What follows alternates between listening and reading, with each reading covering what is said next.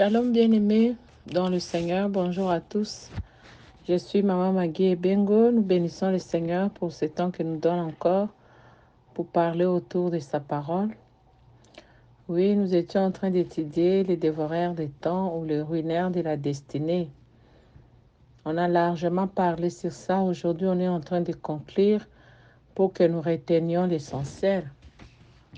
Oui, l'objectif que nous poursuivons dans cet enseignement est que le Seigneur s'est décidé de nous restaurer. Dieu est fidèle, il est notre papa, il va nous restaurer.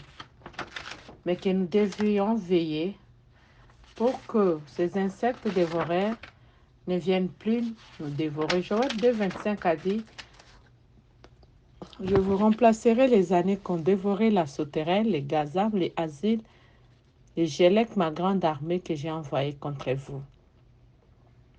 Nous voyons dans la Bible, on écrit sauterelle, on écrit gazab, on écrit asile. C'est quoi la pensée de Dieu derrière ces insectes dévoreurs?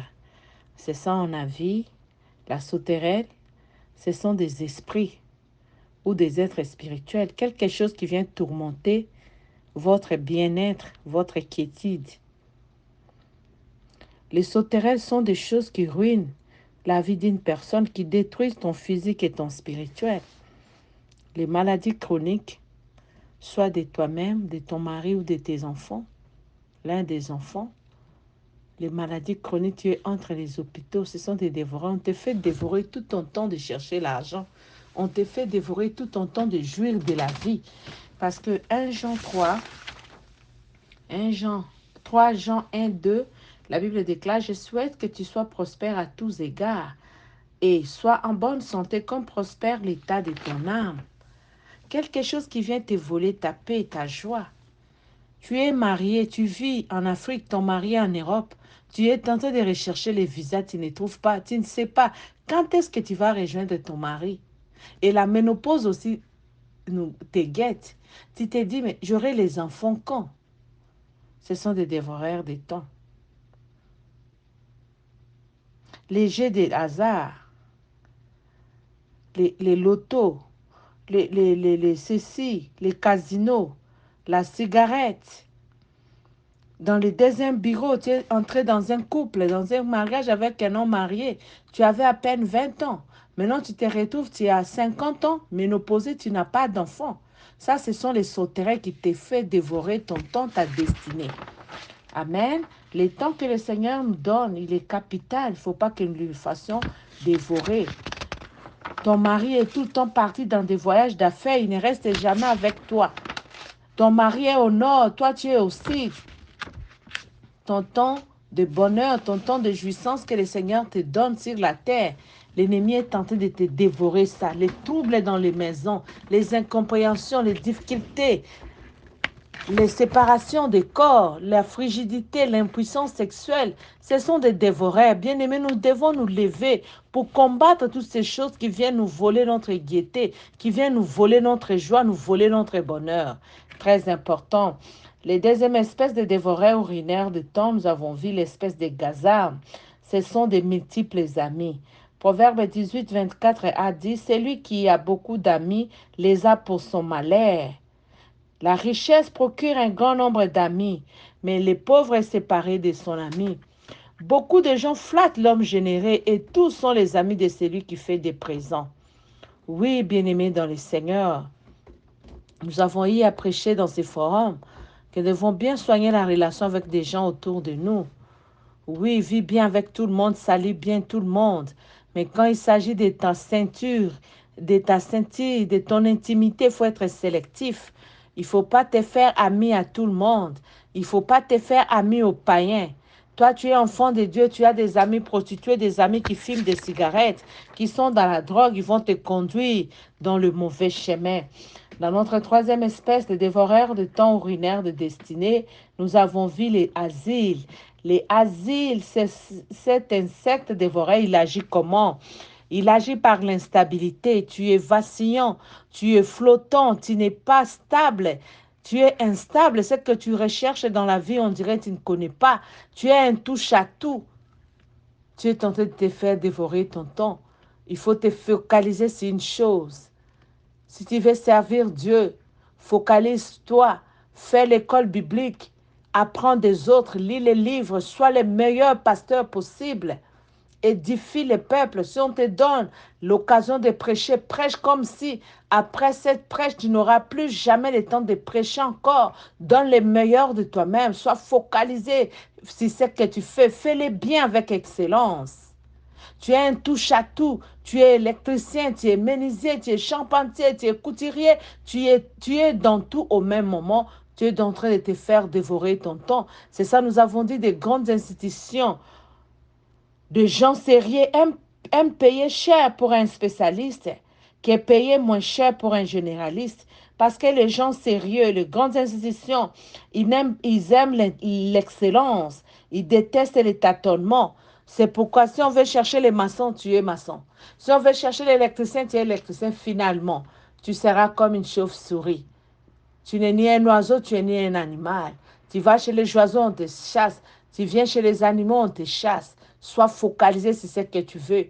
Qu'est-ce que tu veux? Qu'est-ce que tu fais? Fais-le bien. Si tu es un avocat, fais-le bien. Si tu es un maçon, fais-le bien. Sois focalisé, déterminé à faire ce que tu fais et fais-le avec excellence. Parce que tu vas te retrouver à un certain âge. Tu ne sauras plus étudier, mais tu ne t'es pas formé en quelque chose.